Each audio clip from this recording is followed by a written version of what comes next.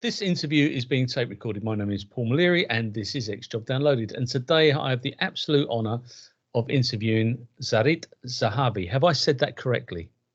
Yes. Now, Sarit is a lieutenant colonel in the reserves in the Israeli Defence Force, and also the CEO and founder of Alma, which is a non-profit and independent research and education centre specialising in Israel's security challenges on the northern border. Now, things are tough out there at the moment, and we'll come on to that. But where did it all begin for you, and what was the inspiration to join the IDF? Wow. Since I was 16, I wanted to understand what's going on here and what is truly happening in the Middle East. Telling you some secrets now about myself. I learned the Middle Eastern studies and Arabic in high school. Right. But I didn't pass the exams for intelligence. And I was assigned to be a manpower officer. I was dealing with reservists.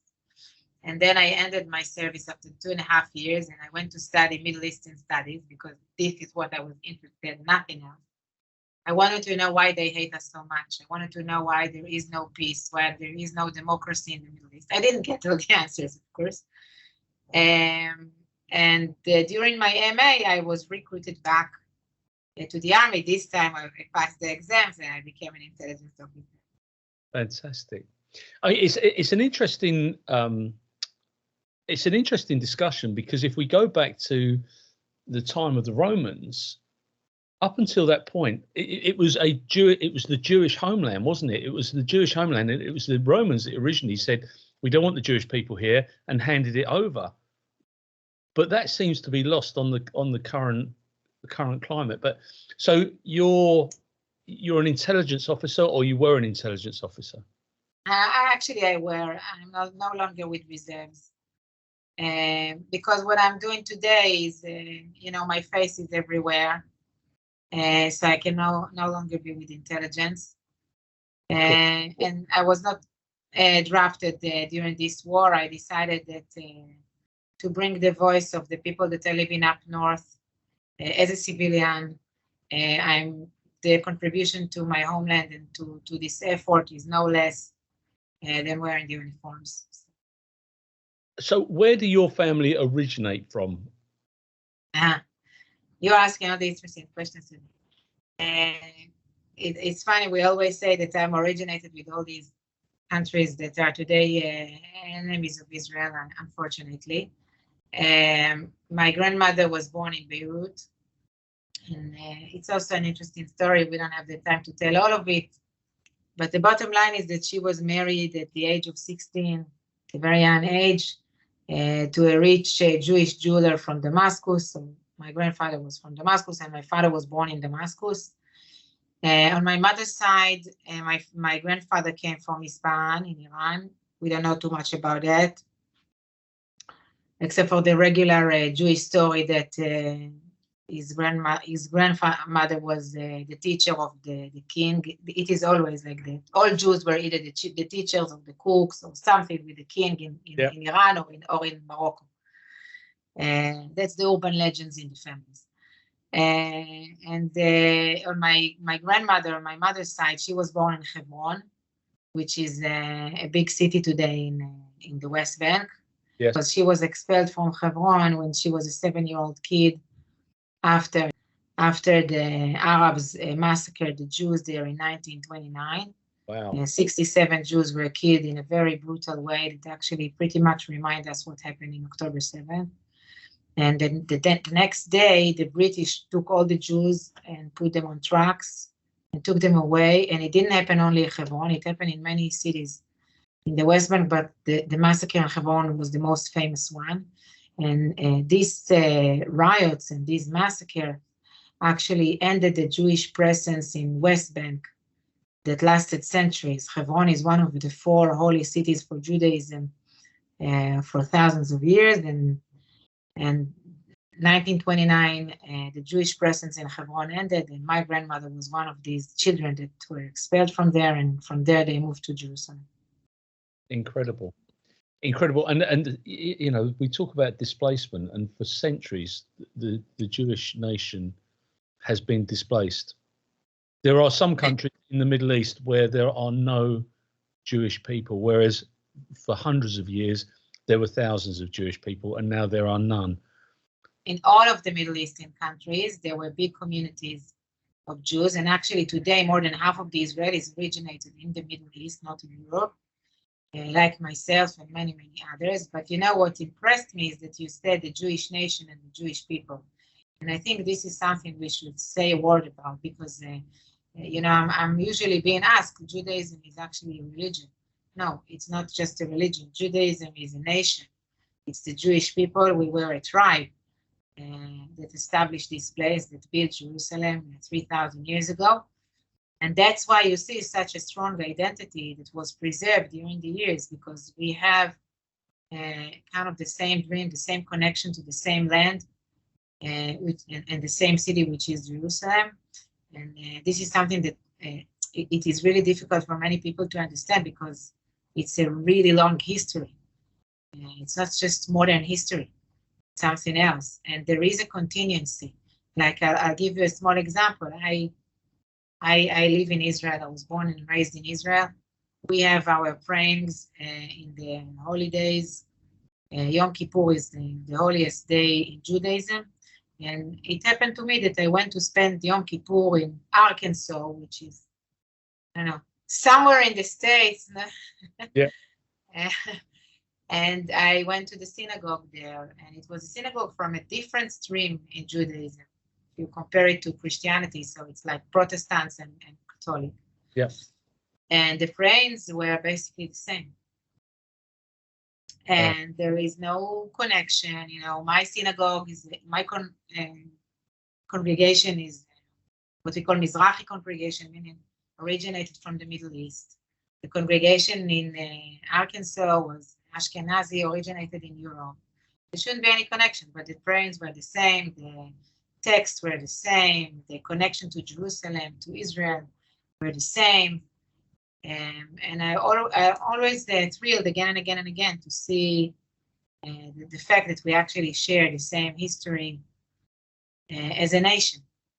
But the nation has suffered immense persecution for so many centuries. I mean, people will look at the Holocaust as part of modern history, but actually these things, the persecution took place long before the Holocaust. Yes. Look, in the Middle East, by the way, I should tell you, in the Middle East, on the one hand, Jews lived in the Arab states with very good relationship with their Arab neighbors. But on the other hand, even I myself, I learned that there were clashes here and there along the years. Even though they lived in general peace, and you know, they even got to high ranks in governments in these countries, like in Iraq or Morocco. I can tell you that, for example, in the 19th century, there was a plot against Jews in Damascus, which I didn't know about it. My father even didn't know about it. I learned about it only years later.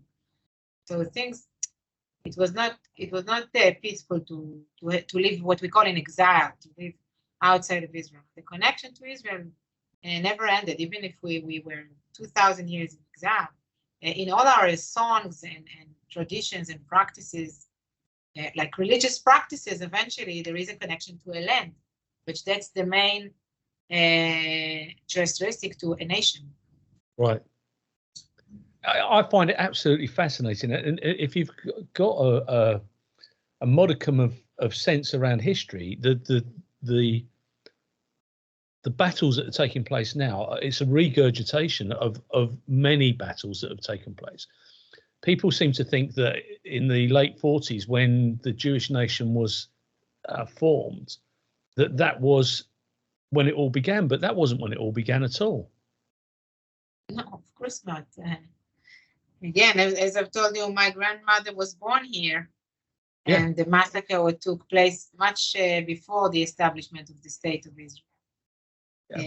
There is a cemetery in Jerusalem The most important cemetery in Jerusalem is on Mount Herzl, where you have all our prime ministers buried there, and there is a big military cemetery there. There is an area there which is to commemorate all the people who were killed, all the Jews that were killed from terrorist attacks. And there was a debate from which way should we start. When did it start, actually, these clashes? And last time I was there, it started from 1860. Yeah. 1860. Oh. These are the first evidence, but so why is there the dislike or the distrust between the Arabic state and the Jewish nation? What is that about? I told you I went to study Middle Eastern studies to get the answer for this question. Yeah. Which you still haven't found the answer? I'm not sure I found the answer. I think that eventually, now, if you want to understand the Middle East in general, not only the issue of Israel, you should try to understand it from different aspects. Right. And not only from one aspect. If you try only to understand it from one aspect, you will always be frustrated that you got a partial answer. What do I mean? People talk a lot about the place of oil and economy and money in all these conflicts. And I truly believe that it has a very meaningful place when we speak about oil and money and economic interests when we speak about the wars in the Middle East. So that's one thing that we should not ignore. The second, and this goes very well with the Palestinian narrative, is the place of colonialism in the Middle East and the fact that the Middle East was colonialized by the British and by the French and by the Italians and whatever. And this created a lot of antagonism to the West. Iran is a very good example for that. Fine, I agree. There is a place to understand the Middle East with regard to its history and colonialism, except, to put all the blame on the fact that the Middle East is falling apart on the colonialist time. It's kind of taking a 40-year-old man that failed in everything he had done and to blame his parents. Okay, colonialism ended decades ago, and we should take our destiny in our own hands and stop looking at the people of the Middle East as infants. They should be responsible to their own fate. We should be responsible to our own fate. But we cannot ignore it. I totally agree with that. We cannot ignore it. The third thing we should look at is culture. And culture is a tricky word, because what is culture exactly? But I do think that what happened here in the Middle East in the past few decades is that we saw radical ideologies blooming, whether it's a Sunni interpretation, radical Sunni interpretation of Islam, or radical Shiite interpretation of Islam, whether it's ISIS or Iran. Definitely they had a success, and we can discuss in a minute how come they had a success, taking advantage of the poverty, of the colonialist narrative that we just discussed, of the lack of dignity. If you want to explain the Arab Spring that became a stormy winter, it's exactly that the national project failed and people were looking for something else that will give them meaning and give them dignity. And Islamist movements actually based their success on this frustration. So culture and the development of culture and religion in a very radical way enabled the situation as it is today. And I'm saying that very carefully because I truly don't believe that the problem is Islam. Okay, I think that the word Islam comes from the word salam. Salam in Arabic is peace. And I think that in every religion, you can take it to its violent edge and you can take it to its peaceful edge. And it depends, again, it depends on us where we want to take it. Eventually, it's not about God, it's about the people. So that's my point of view. But definitely these radical interpretations are here, present, and dictating the agenda in the Middle East today. Cannot ignore that. The fourth part is what I call a human nature, because we have seen in the Middle East incidents that there were two movements with the same idea, like Al-Qaeda and ISIS, for example, but they were fighting each other, or they couldn't agree upon stuff, and each movement went in a different direction, or the opposite. Iran and Hamas, Iran is Shiite Persian, and Hamas is Arab Sunni. They're supposed to be bitter enemies. Sunnis and Shiites are killing each other in other places in the Middle East. There was a crisis in relationship between Hamas and Iran and Hezbollah, which is also Muslim Shiite, at the beginning of the civil war in Syria. And today they collaborate deeply, and Iran trained Hamas. So, you know, this is like the tip of the ice to trying to figure out what's truly happening here. First, not everything is about Israel.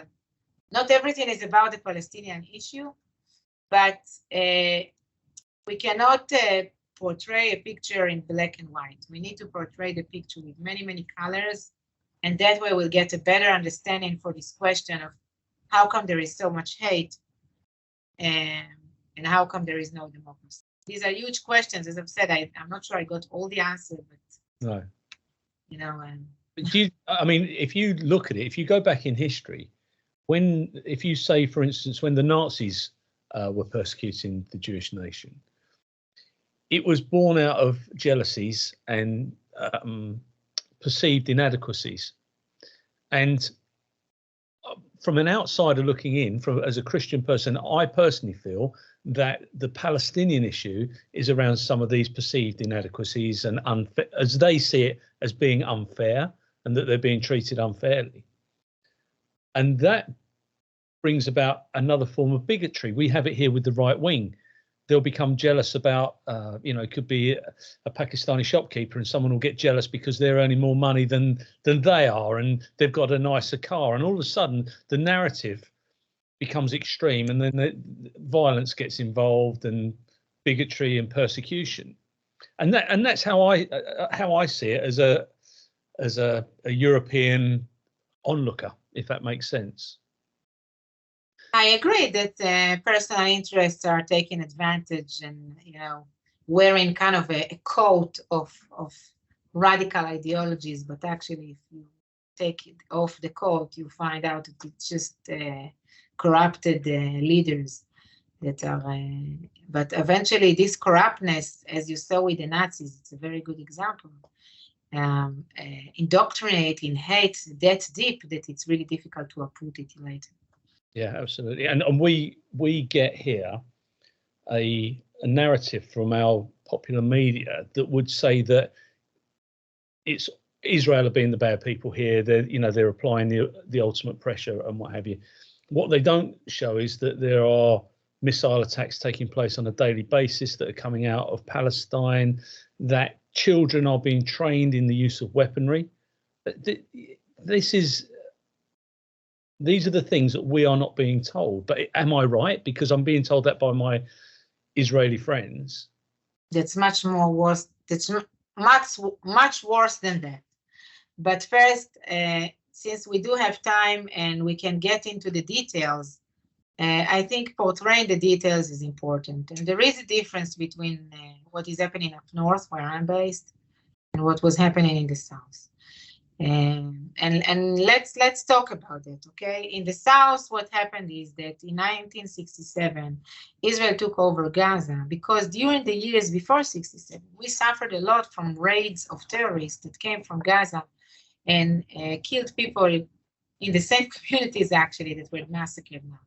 And eventually in 1967, with the 6 Days War, which I'm not going to get to all the details of the 6 Days War, but we can do that later, Israel decided to take over Gaza Strip. We built communities and we settled the Jews. And I want to say we settled the Jews back to Gaza because, as I've said at the beginning of this conversation, there was Jewish presence in Gaza Strip many decades ago, and there was an old synagogue there, etc. But anyway, we settled Gaza with a few thousands of Jews, And the conflict was constant, and there was disagreement inside Israel whether we should be there or not.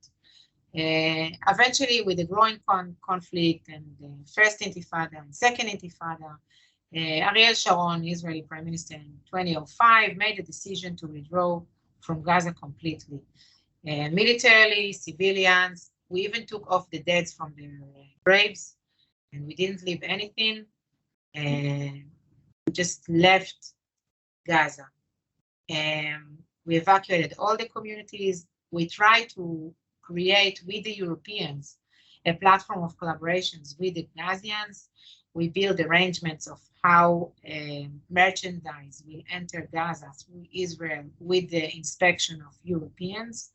The force name was EUBAM. The people that were massacred now in Israel were the same people that supported the Gazians in the withdrawal and helped to build warehouses and agricultural infrastructure, and to try to set the base for a new relationship between Gazians and the state of Israel after the withdrawal. And what happened is that the withdrawal took place in 2005, in 2006, I think, 7, there were elections in Gaza and Hamas was elected. There were actually elections in Palestinian Authority, which is based in Gaza and West Bank, and Hamas was elected. And Hamas ideology is that in Palestine, from the river to the sea, there should be established a Palestinian Islamic State. Okay, this is very simple to understand. Okay, no Israel at all, just a Palestinian Islamic State in this area. Okay, but as you said, sometimes it's not about the external enemy, but also the internal enemy and corrupted societies. And what Hamas had done was to kill Palestinian Authority representatives in Gaza. It killed a few hundred of Palestinian Authority representatives in Gaza, kicking Palestinian Authority out very violently from Gaza and taking over Gaza.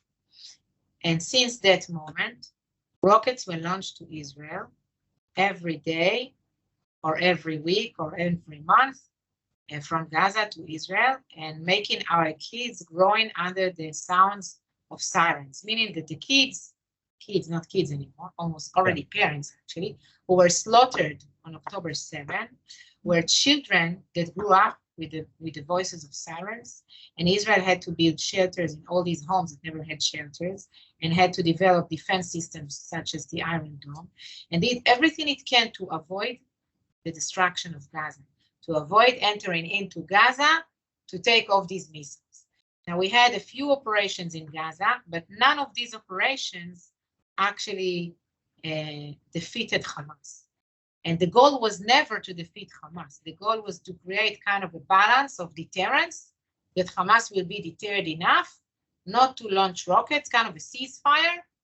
And what actually this policy enabled, and we're saying that today very angry, but we were wrong to do that, but this was our policy. This policy enabled Hamas to grow and to prosper and to dig all these tunnels and to hide its rockets inside the population and to indoctrinate hate furthermore to its own population, and to get that strong that it can carry out this brutal attack that it had carried out in October 7. And our operations in Gaza didn't treat the threat. And the whole idea of creating deterrence is actually useless, because you cannot create deterrence with somebody who doesn't cherish life. Okay, this is the culture of death that grew in Gaza. And eventually, the children that were born when we left Gaza are the terrorists that massacred and raped our men and women on October 7. 18 years ago, we had withdrawn. That's the reality. Now, the rockets stopped after each operation. There was a short ceasefire. Sometimes it lasted weeks, sometimes it lasted months, and sometimes it lasted 2 or 3 years. And then they renewed the fire. So it basically, we had every year hundreds, thousands, tens, I don't know, different amounts of rockets during the years for 18 years. It never stopped completely. The sirens never stopped completely. And just imagine London, under this kind of threat. Who would raise his children in this kind of atmosphere? Now, if we go to the north, at the same time in the north, in the past 17 years, actually at the same time in the north, I raised my kids here in the north, and we hardly had the sirens. Right. Because in the north, in 2006, we had withdrawn completely from South Lebanon in 2000. Hezbollah continued sporadic attacks between 2000 to 2006. In 2006, Israel said, enough, we are not going to tolerate sporadic attacks. We want all attacks to stop because we had withdrawn fully from Lebanon and there is no reason for all of that. And we went to war after kidnapping of 2 soldiers and bombing all the communities up north with mortars at the same time of the kidnapping. And we went to war for that, actually to push Hezbollah away from the border and to remove the threat of the rockets. And we failed. We were stopped by international community after 33 days without eliminating the threat, with a resolution that was supposed to create in the United Nations Security Council, it was supposed to create a new order. And what actually happened that this resolution talked about that any presence of Hezbollah or any other militia in South Lebanon is illegal, and that the UN force will be there with 10,000 soldiers, and it was unclear who should truly enforce the resolution. This war and this resolution together brought us relatively quietness. It was not fully quietness, okay? We had missiles here and there and anti-tanks and drones and snipers and everything. But the bottom line is that my kids grew up 9 kilometers from the border, hardly run into shelter, feeling safe in their everyday life. Different experience than their brothers and sisters in the south.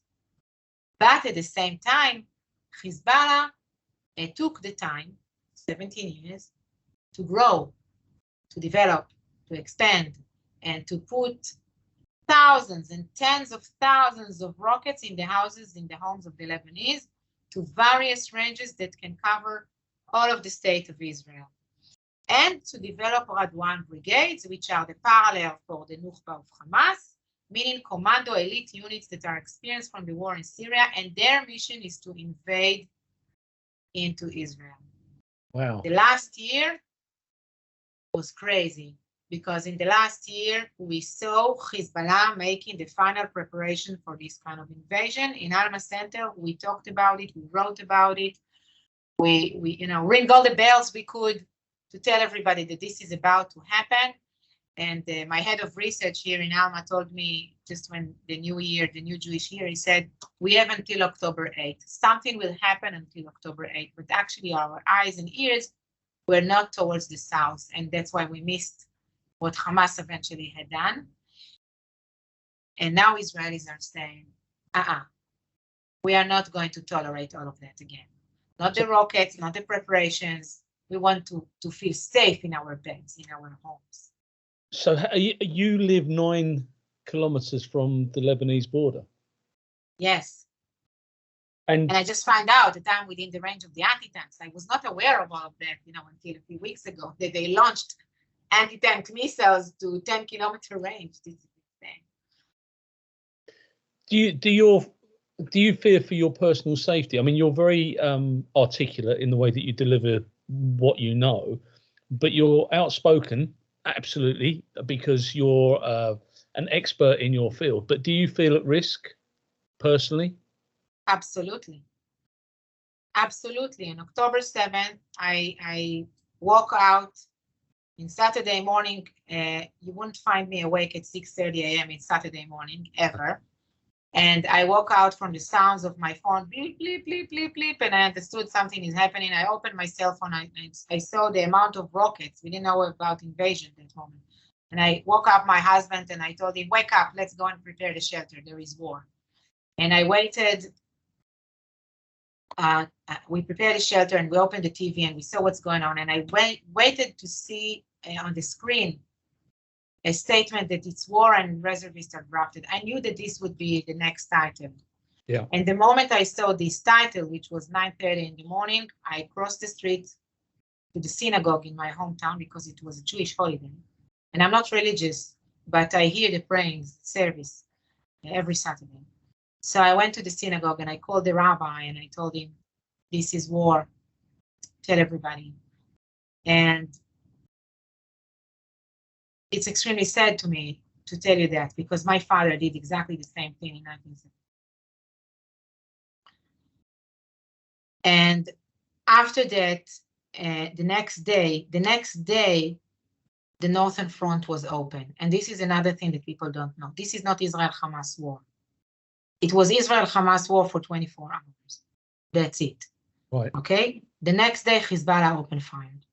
And the next day, Hezbollah launched drones and missiles and anti-tanks to IDF positions.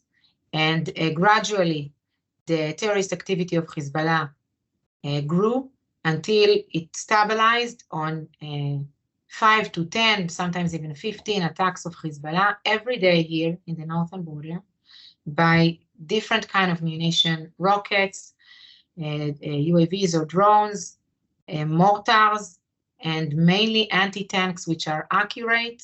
We feel like we are being hunted. On Sunday, a mother and her son of 45 years old were killed by an anti-tank missile that was pointed at the window of the kitchen while they were eating lunch. That's it. It threw through the window, and they were killed from a direct hit. And these communities are empty, so it's not sporadic hit. Okay, somebody identified that they are home, which is very unusual because these communities are empty because they were evacuated by the government. 60,000 Israelis, which is a lot of, if you take it out of 9 million, 60,000 Israelis only in the north. I'm not talking about the south, that's different numbers. In the north, 60,000 Israelis by the order of the government from around 40 communities don't know when they will be able to go back because if they are going back, they are being hunted by these anti-tank missiles. Am I afraid for my life? Yes, I am. But we don't hear about that here. No, I must tell you, I was never afraid. I used to go to the border every day before the war. I saw Hezbollah meters away from me. Meters away. I have tons of pictures. They took pictures of me. I took pictures of them. I never went with a gun. I don't have a gun. I don't carry a gun. I was always against that. After I left the army, I didn't want to hear about any of all of them. And now the feeling is different. I sent my kids away at the first few days of the war because of the first few weeks, we didn't know at what time Hezbollah will start, and the army was not here. It took time until all the reservists was drafted and until IDF was deployed in the north as well. Today, we have tens of thousands of reservists and soldiers that are based up north, and we feel better. I can't say we feel secure. We don't feel secure, but we feel better than October 8 and October 9, okay? Yeah, cool. But at the first 2 weeks, I told my kids, you're going to get out of here. I didn't let them to stay at home, and they didn't want to go. For the first 2 months of this war, we didn't have schools. Schools were closed. They couldn't go to school. Definitely, this is an existential threat that I've never experienced. And I am very much afraid of a scenario that it will be a ceasefire, and everybody out there in the international community will be extremely happy. But actually, ceasefire doesn't mean peace. Right. And ceasefire would mean, just a ceasefire means that Hezbollah preserves its capabilities. And it means that the initiative is in the hands of Hezbollah. And one morning, we will wake up at the same scenario of October 7 in the north. And this is an existential threat, an existential fear. How do you think the other countries, the United Kingdom, the USA, do you feel supported? Not enough. I feel that first, okay, I should put it this way. First, let's talk about the American aid. And this is crucial and extremely important for the success of this campaign to continue to get the American aid. Israelis are aware of that. At the same time, definitely the demonstrations and protests that we see in the campuses in the United States and in the streets of London may make us feel that we are the front, we like the Western front with Iran here, and the West doesn't appreciate that. Because this is not just the Jewish fight or the Israeli fight. This is the West fight. Indeed. And as we said earlier on, I come from a policing background. Okay, I spent 30 years in the police. When I joined the police, the IRA were prevalent in their terrorism. Now it is Islamic extremism. If the Hezbollah and Hamas, if they're able to succeed, this doesn't only impact on Israel, this impacts on all of us. This impacts on the streets of London and the streets of New York, because the indoctrination goes through the community. And as we said earlier, if you don't chop off the head and now the tail, the beast will remanifest itself in a different format, and it needs to be dealt with. You mentioned the IRA, and I hear this from British all the time. We solved our problem with the IRA. Israel can do the same thing. And I want to say something about it. I'm not an expert to this conflict with Irish and British conflict. But here is my question to you. First, these are two different islands. Yes. And geography matters. Absolutely. Geography matters here. And second, the IRA carried out terrorist attacks in England, in the island of England, okay? I don't know how you say. But it never threatened to completely destroy England on behalf of a radical religious ideology. It never said England shouldn't exist at all, and IRA should control England. No, you're absolutely right. It didn't. Okay, and this is a huge difference. It's not a tactical difference. It's a huge difference with regard to the solution that we are talking about. But we still because we are threatened, inside Israel. Absolutely, and I absolutely agree. And I think that it's the whilst the words that you say weren't used in the mid 80s when they tried to blow up the entire government in Brighton, when Margaret Thatcher was blown up and Norman Tebbit and his wife, etc.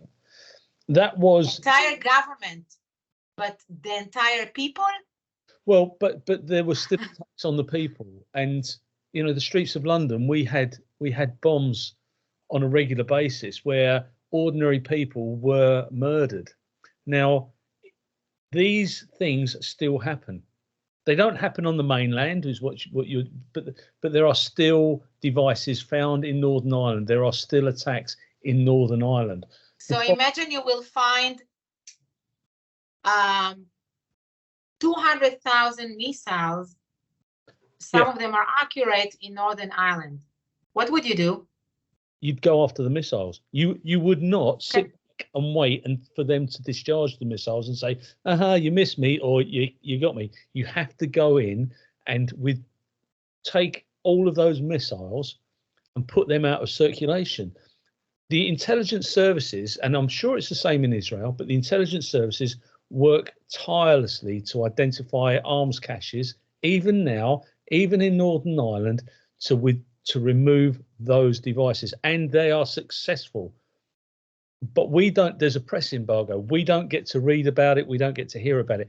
But if you don't take away the toys, the games will continue, and that's the problem. And people don't understand that. If they don't go in and recover the weaponry, the weapons are going to get used against the nation of Israel.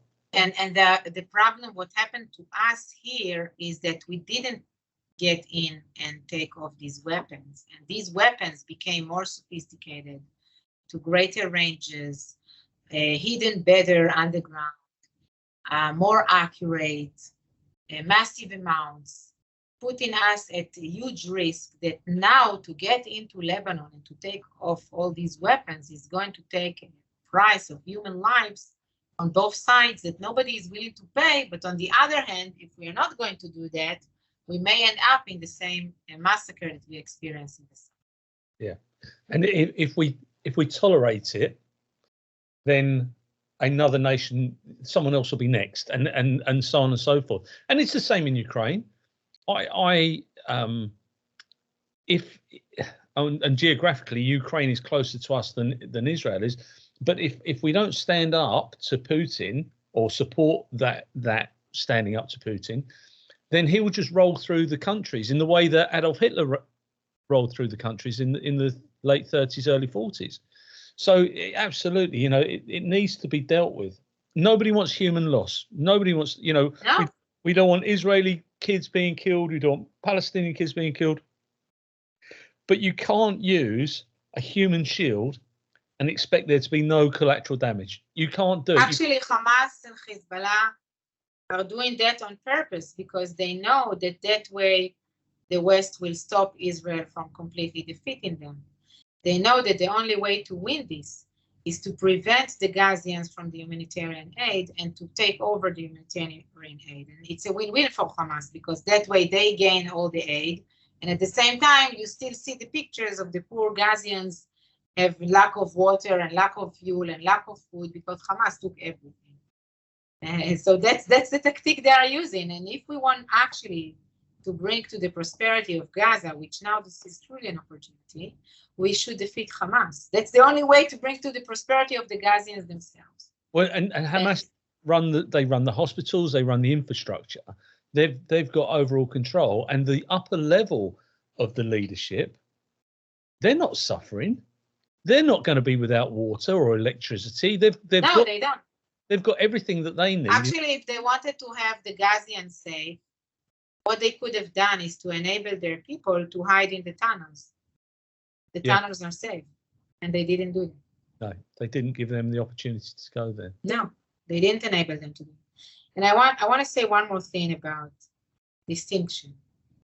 Okay, I think it's important to talk about it for a moment. First, I agree. We should do whatever we can to make sure that children are not getting killed. But I want to talk about this challenge because this is truly a challenge during a military operation, in any military operation whatsoever, anywhere in the world. And over here, even more, because what actually happened to us is that we are trying to distinct in a situation that you see people that's supposed to be uninvolved civilians that are actually assisting Hamas.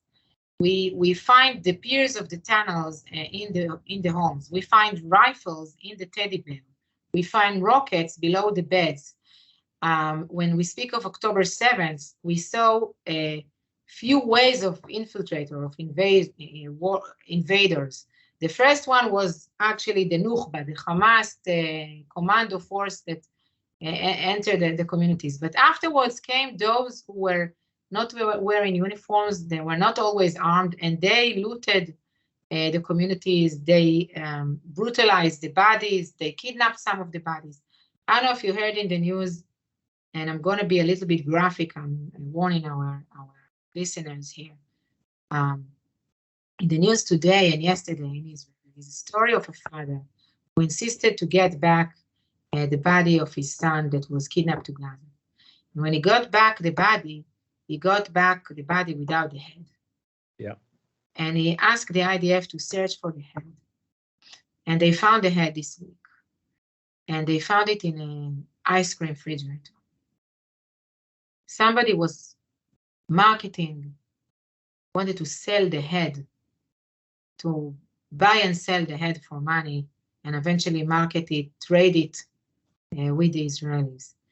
This is not innocent people, but the people who hide it in the ice cream refrigerator were not armed, not necessarily armed. No. We are bringing humanitarian aid to the Gazians, to the children of Gaza, but actually you can see in their Telegram accounts the films from that day, and you can see the children of Gaza spitting on a body of an Israeli woman, dead woman, who was raped and then kidnapped to Gaza when she's dead. And they were spitting on her dead, naked body. These were children who were spitting on her dead, naked body. You saw that during the release of the hostages.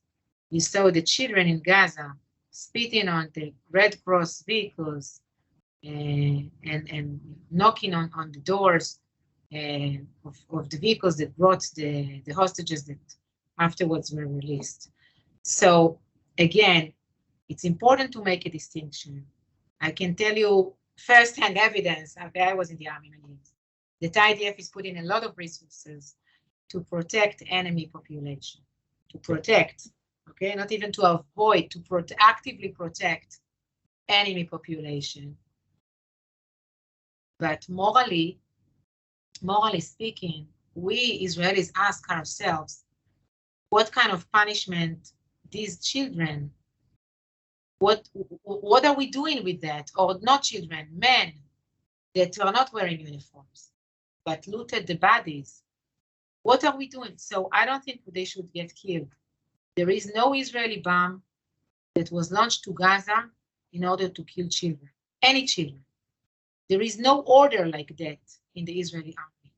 And again, I'm saying that firsthand. It is forbidden in the IDF to deliberately kill citizens. And anybody who is doing that will go to jail. And every officer in the IDF knows that he will go to jail if he will deliberately kill enemy civilians. But the distinction sometimes is complicated. Yeah. In the battlefield, in the chaotic situation of a battlefield, it's not always easy. This is my message to the people who are listening to us. But the thing is that I can only compare it to the IRA.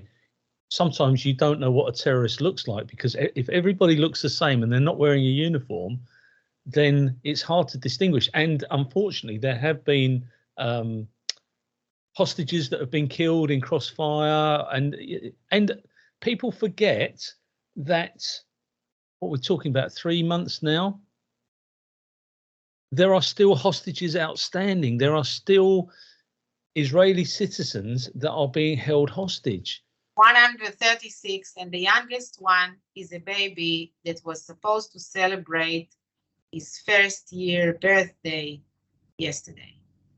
And that is in captivity. That is lost on people. We don't know whether he is alive or dead. We don't know. He was captured alive with his mother and his brother. It's absolutely heartbreaking. I have got a question though before.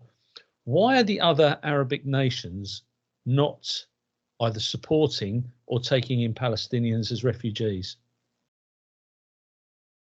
Somebody wants to perpetuate the conflict. Not taking the refugees, meaning perpetuating the conflict. In Lebanon, Palestinian refugees from 1948 are still living in refugee camps. Really? They cannot own any property. They are not allowed to work. They are fully dependent on UNRWA. And UNRWA is the only agency that actually, it's the agency that the UN agency that's supposed to treat Palestinian refugees since 1948. And if you're looking to the rest of the refugees all over the world, they cannot heritage their status of refugee. If you have refugees, I don't know, from Syria or from Pakistan, their grandchildren are becoming British if they were born in London, okay? The grandchildren of a Palestinian that is living in London will still be considered a refugee. Wow. And still get money from the UN. Wow, I never knew that. So Palestinians are getting a different treated than all other refugees around the globe. I can recommend of somebody who can give you a podcast specifically on this issue. That's how you perpetuate the conflict, actually. And public at large keep going on about the Palestinian nation. Palestine's never really been a nation, has it? It's never had a king. It's never had a royal family. It's never had any real status. It's almost manufactured. Am I right? Look, I must tell you something about that, and I will surprise you. It doesn't matter. I have no tools in dealing with that. Yeah. I want to talk about my heritage and my history. Yes. To be entitled for this piece of land. If there is a group of people that truly believe that they are Palestinians, what can I tell them? How can I tell them they are not? They truly believe they are Palestinians. So I have to deal with that. They are not going to disappear. This is my starting point to this discussion. The problem is that people tend to ignore is that below the surface, it is not only a national conflict. As Hamas, this is the best example, is also a religious movement. Right. So it is mixed, religious and national conflict. And this is changing the picture.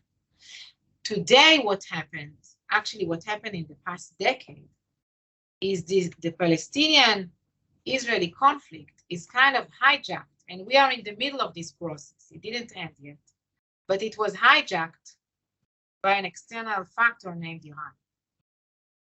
Right. And it is actually taking it to a different direction. Gotcha. And we are in the middle of the process. We don't see where this is going exactly, but we see the Iranian fingerprint everywhere we look now. And if you ask Israelis now, everybody's talking with me about the two-state solution.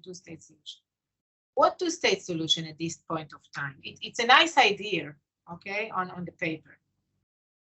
But at this point of time, when the head of the Palestinian Authority himself is against elections in Palestinian Authority in the past 18 years, because he knows that if he will go to elections, Hamas will win. In West Bank, Hamas will win. What does that mean about us Israelis if Hamas will take over West Bank? Right. So what kind of two-state solution are we talking about? Yeah. We should, at least change the conversation to get to the point that we can go and discuss again of the two-state solution. Do you think that there is negotiation taking? I mean, there must be some form of negotiation taking place because hostages have been handed across. So there must be a line of communication between the two sides. But how real is it? The negotiations are not for peace or compliance, or it's not, World War II. We didn't surrender Hamas yet, and Sinwar, Hitler is still alive. Right. Okay? This language is clear to all people who are living in the United Kingdom. It was clear in World War II that in order to win against Nazi Germany, you should get to Hitler. It was very clear to everybody. And then all the rest you can make arrangements, but you should make the regime itself, the ideology, as the controlling ideology in Germany collapse. Even if there are still people who believe in this, even if some of them remained in the government, they were not the ruling party anymore. Full stop. It's the same in Gaza. We need to make sure that Hamas is not the ruling party anymore, that its leaders, 4 senior leaders, are gone, and that way we can rebuild Gaza again, even if there will be some people in Gaza that support Hamas. Okay, I understand. But we cannot create a true change in the future for the Gazians and for the Israelis if Sinwar is still the head of Gaza, and we enable him also to become the head of West Bank with elections and all these talkings. But the bottom line, again, I want to emphasize it. The bottom line is that it's not about the two-state solution. It's not about that, because Hamas is not interested in two-state solution. Hamas is interested in one-state solution, which is an Islamic state. That's it. Not even a Palestinian, Islamic Palestinian state. Yeah. And this is and today Hamas is supported by Iran, which is even more radical. Yeah. We have in this country, we're great around diversity now. and diversity is very important. You know, we need to have people from all walks of life and all income, but diversity does not exist in Palestine. You cannot be gay in Palestine. You cannot have any. You have to. It's an indoctrination. Am I right? Is that in the Palestinian Authority? Gays are running away from their lives, and you know where they find shelter? In Israel. Yeah. And diversity. You mentioned diversity. I live in the Galilee, which is in northern Israel. It's more non-Jewish than Jewish population in the Galilee. And if you stand in the middle of my hometown, you will see around you Christian, Muslims, Jews, everybody in different towns, but very good neighbors. And we live together. And my kids grew up with values of no place for hate and accept everybody, you know, different religions. And I'm very proud that I could raise them this way in this crazy neighborhood, the Middle East. But I think that the model of the Galilee over here gives me the hope that it's actually possible. As you said, with the belief in diversity. And in Palestinian Authority now, all these, by the way, all these queers from Palestine, I invite them. I warmly invite them to come to Jerusalem, Tel Aviv, Ramallah, and Gaza to visit and to see how they are accepted with these signs, queers for Palestine. Yes, it's a very interesting conversation. Sarit, thank you so much for your time today. I have really enjoyed our conversation, and I wish you and your lovely family all the very best. Please, above all, keep safe. Thank you very much. God bless you. Take care.